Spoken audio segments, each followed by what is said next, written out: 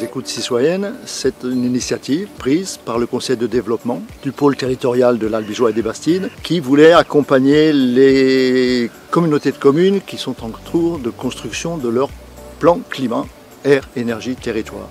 Et donc l'idée a germé d'aller demander aux habitants du territoire ce qu'ils avaient en tête au propos de l'énergie et du climat. Donc nous nous sommes réunis à une vingtaine qui, deux par deux, sommes allés questionner les habitants, choisis un peu au hasard dans le territoire, une quarantaine au total, et nous leur avons dit simplement que nous étions là pour les entendre, les écouter, et qu'ils avaient toute l'attitude au long, chacun d'1h30, de nous dire tout ce qu'ils avaient sur le cœur ou en tête au sujet et de l'énergie et du climat. Pour l'avenir, il me semble qu'on peut tous agir, qu'on peut tous faire sa part. Il faut attendre personne. Du moment qu'on a une idée et qu'on voit qu'elle est bonne pour la planète, il faut foncer. Il faut être volontaire, déterminé dans ce qu'on fait, parce que si on n'a pas de détermination, on n'avancera rien. Aujourd'hui, ce qui pose vraiment question, c'est nos modes de consommation. On est dans une course un peu folle, un peu effrénée à la consommation. On veut tout rapidement, tout de suite, et on ne se remet pas du tout en question.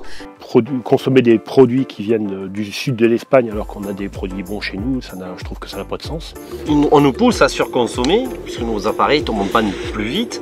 Et à force de produire moins cher, on produit quelque chose qui n'est pas de qualité. Une machine à laver, ça vaut moitié prix qu'il y a 30 ans. Bon, au lieu de durer 15 ans, il dure 7 ans. Plus on consomme, plus on dépense de l'énergie, plus la date fatidique à laquelle on dépasse ce que la Terre est capable de reproduire, de recréer ou d'absorber, s'avance dans le temps. Dans tous les cas, en fait, les patrons, eux, ils veulent que le profit, donc ça ne changera rien. On peut rien faire contre les patrons ou avec eux? Non. Le problème de surconsommation aussi de nos jours passe par l'éducation des enfants. Si on les habitue à surconsommer, ils vont surconsommer plus tard évidemment. Bon, c'est pas normal qu'on achète vos blé qui part à Barcelone 15 € plus cher que celui qui part à 15 km d'ici. Et je suis sûr, vous voyez, que le blé qui part à Barcelone, que je vends plus cher, les Espagnols, ils sont capables de nous renvoyer la farine. Il fait 2 fois la route. Non, mais c'est pas. Autre chose, dans mon collège, dans ma salle, il fait très chaud depuis 3-4 ans. Toute une façade est exposée sud et équipée de baies vitrées. Donc il fait beaucoup plus chaud que ces 10 dernières années. Donc on se plaît beaucoup dans cette belle campagne. Mais nous avons vu effectivement une dégradation du climat depuis que nous sommes installés, de par la limite neige-pluie qui se situe beaucoup plus haut maintenant, et des hivers de plus en plus doux. On commence à avoir des étés caniculaires, on commence à avoir des dérèglements climatiques importants.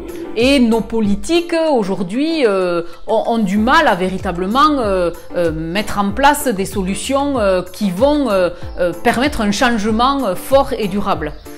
Nous écoutants, nous avons été frappés par les nombreux paradoxes. Franchement, les écarts entre les discours et le comportement à tous les niveaux. Le sentiment de protection de notre territoire n'empêche pas un regard critique et affûté. Ceci dit, on peut avoir une conscience de notre façon de mal consommer, de surconsommer, de gaspiller, de produire des déchets, et surtout de ne pas savoir les valoriser. Mais le plus important, c'est qu'il y a peu de possibilités si on agit seul.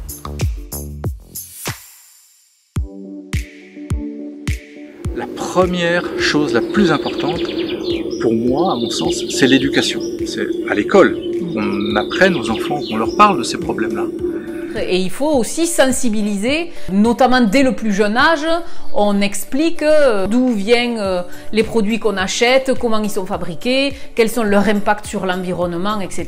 Et ce serait pas mal aussi, à l'avenir, de faire des réunions publiques pour que les gens soient plus sensibilisés à ce qui se passe. On a des choses qu'on peut mettre en œuvre à notre niveau. Tout simple, moi étant enseignant, je suis sûr que je peux avoir un impact parce que je peux faire passer à mes élèves au travers de mes cours. D'acheter beaucoup plus de viande et de produits locaux, donc, développer l'achat de produits locaux et limiter le gaspillage et voir ce qu'on peut faire avec. Il faut mieux structurer les filières locales. Je trouve qu'on pourrait pousser un peu plus le recyclage. Et je pense que le ferroviaire est une solution ou une des solutions. On constate que si on veut mettre en œuvre une politique de transport propre, il faut aller jusqu'au bout, sinon ça ne sert à rien, quoi. On met les moyens. Puisqu'on ne peut pas continuer à consommer de manière aussi effrénée, donc se pose la question de voilà, comment on consomme mieux, comment on consomme moins. L'énergie la moins chère, c'est celle qu'on n'utilisait pas. Quelque chose qu'il faudrait faire, c'est essayer d'utiliser moins d'énergie avant d'essayer de consommer un autre type d'énergie. Essayer soi-même, dans sa vie de tous les jours, de prendre des décisions qui font qu'on nuit moins à l'environnement. Quand sur un maïs, il faut arroser, apporter peut-être 2500 ou même 3000 m3 hectare. Avec une luzerne, mes voisins ils en font, je sais pas, ils doivent apporter 1000 m3 et ils font 4 coupes supplémentaires. Et qui a un véritable impact local avec une volonté de remise en cause du système. Si on est sur des changements à la marge, on n'arrivera pas à modifier véritablement les comportements et avoir des impacts réels. En tout cas, quand on pose la question de qu'est-ce que ça devrait être, le retour est on va faire ensemble. On a envie d'un nouveau quartier, d'une nouvelle ville, d'un travail collectif et de construction collective pour réaliser ce que nous souhaitons pour demain. Nous proposons la création d'un observatoire des bonnes pratiques avec la mise en avant des initiatives locales. Production visuelle, réseaux sociaux, valorisation des détecteurs et notamment les jeunes.